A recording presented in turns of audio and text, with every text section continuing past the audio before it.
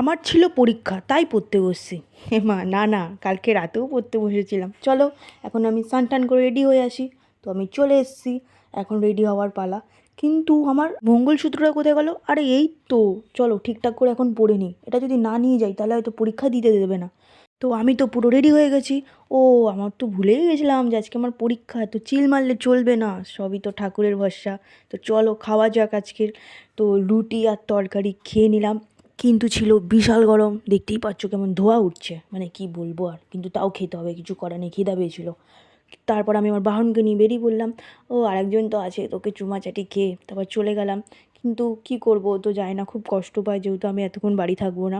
তারপর আমার বাহনের ওপর চড়ে আমি চলে গেলাম, এবং আরেকজন বিজ্ঞকে দেখো ট্রেনে বসে পড়ছে, মানে কি বলবো, ওকে কিছু বলার নেই, ছেড়ে দাও, বলবোই না।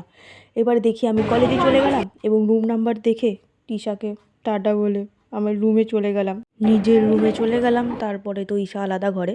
তো কিছুক্ষণ পরে পরীক্ষা দেওয়া আমার হয়ে গেল। তারপর আমরা খুব হাসছি আগের মতো। বলে দে কেমন হয়েছে পরীক্ষা? খুব ভালো, একেবারে ফাটাফাটি।